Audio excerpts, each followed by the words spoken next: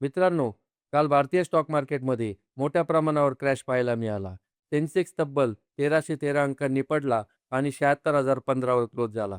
निफ्टीसुद्धा 360 अंकांनी पडून जवळपास 23,815 वर क्लोज झाली. एवढा मोठा क्रॅश आला मार्केटमध्ये.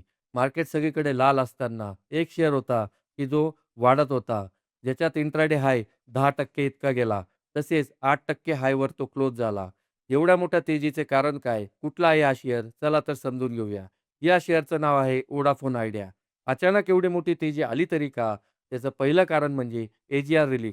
रिपोर्टनुसार व्होडाफोन आयडियाची जे एजीआर ड्यूज आहे 87,695 कोटी ते कमी होऊन 64,046 कोटीवर आले. म्हणजेच जवळपास 23,649 कोटीचा रिलीफ त्यांना भेटला. दुसरं कारण म्हणजे काय? एसबीआय लेड फंडिंग टॉकच्या रिपोर्टनुसार व्होडाफोन आयडिया स्टेट बँकेच्या मदतीने, एस-बी-आयच्या मदतीने जवळपास 35,000 करोड रुपये फंड राईज करण्याचा प्रयत्न करत आहे. तिसरं महत्त्वाचं कारण म्हणजे काय?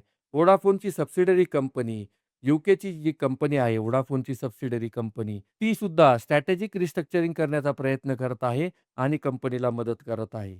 चौथं महत्त्वाचं कारण म्हणजे काय? आदित्य बिर्ला ग्रुपचे सर्वेसर्वा श्री कुमार मंगलम बिर्ला यांचं कमबॅक. आदित्य बिर्ला ग्रुपचे चेअरमन कुमार मंगलम बिर्ला हे व्होडाफोन आयडियाचे नॉन एक्झिक्युटिव्ह चेअरमन झालेले आहेत. या सगळ्या कारणांमुळे एवढ्या पडत्या मार्केटमध्ये सुद्धा व्होडाफोन आयडियामध्ये एवढी प्रचंड तेजी आली.